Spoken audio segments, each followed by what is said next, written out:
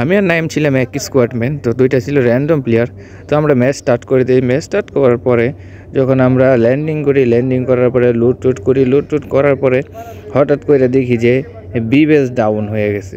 তো B base down হয়ে যাওয়ার পরে আমি তো বিশ্বাস করতে পারলাম না। তো নাইম ভাই বলতেছে, প্রথমে বলছে যে ভাই বি বেস পড়ছে, তারপরে দেখেন তো কিল করার আগেই বি বেস সাফারা চলে গেল নক হয়ে। তারপরে আমরা মোটামুটি শুরু করেছি খেলা। তারপরে এই ফাঁকি দিয়া তো আমার দুইটা প্লেয়ারই ডাউন হয়ে যায়। তখন আমি বললাম যে এখন লাশ করবো না, আগে তো ওদেরকে রিভাইভ দিই, নর্মাল রিভাইভ সেফ জোনে যায়, তারপরে ওদেরকে রিভাইভ দিয়ে ওরা কিন্তু একটু পাকনা বেশি।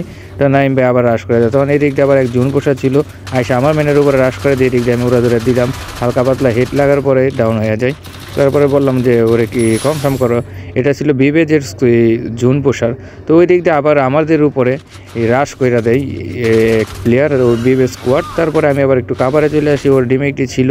তো আমি ভাবলাম যে এখন তো খেলাটা শুরু মাত্র, তো আমি একদিকে বাইকে যাই, একটু পোস্ট করার চেষ্টা করি। তারপরে আমি চলে যাই ওরা দুরা গাড়ি নিয়ে।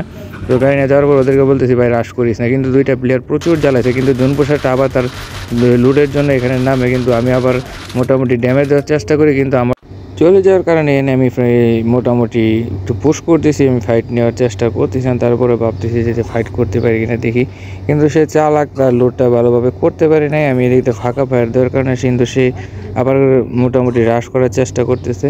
তো আমি রাশ করতেছি না, ওই দেখতেছি। তারপরে এদিক দিয়ে আবার ব্রিভেস ডাউন হয়ে গেছে। তারপরে আবার ওই ওয়াল ফালাইতে তখন আমার কাছে ক্যারেক্টার ছিল, কিন্তু ক্যারেক্টার মাইরা দিয়ে তারপরে হালকা ড্যামেজ দিলাম, কিন্তু সে কাভারে চলে যায়। কিন্তু এখানে ভাবলাম যে না থাকা যাবো না, ওরা ধরা চলে যায়, তারপরে চলে যায়।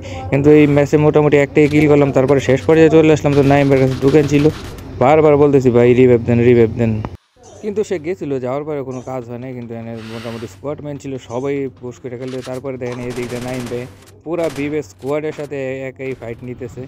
তারপরে ওই পাশে যে এটা হচ্ছে বিবেজের পুরা স্কোয়াড, এবং বিবেজ এখানে ছিল। তো বিবেজ স্কোয়াডম্যান একটা ডাউন করে দেন নাইম ভাই। তারপরে দেখেন বিবেজের স্কোয়াড পুরা নাইম ভাইয়ের উপরে কীভাবে হ্রাস করে দেয়। যদি থার্ড পার্টি থাকতো ভালোভাবে শক্তভাবে, তারপরে যদি মোটামুটি একটা বুয়া আসতো, কিন্তু যেহেতু বিবেজ সেই বুয়াটা নিয়ে নতুন নাইম ভাইয়ের বললাম যে ভাই যে আপনার চেষ্টা করবেন। তারপরে বিবেজের স্কোয়াডম্যান একটা রাশ করে দেয়। তো রাশ করার পরে মোটামুটি নাইম ভাই পুরা কাভারে চলে যায়, ওয়াল ফালাই দেয়। ওয়াল ফালানোর পরে নাইম ভাই বলতেছে ভাই মেডিকেট করেন তো জলদি। তারপরে নাইম ভাই বলতেছে ভাই করার সুযোগটা পাইতেছি না। তারপরে আবার দফাইতে ভাই ফাইটে, কিন্তু কেউ কারে ভালোভাবে শর্টগুলো লাগাইতে পারতেছে না। কিন্তু এই দিকটা আবার গ্রেনেড ফালাই দিয়েছিল বিবেস, তারপর ওরা নক করাই দেয়। তো শেষ পর্যায়ে বিবেসের স্কোয়াডটাই বুঝে নেই অলরেডি, শুধু নাইম ভাই আর বিবেসের স্কোয়াড আছে। তারপরে দেখেন নাইম ভাই নক করে দেয়।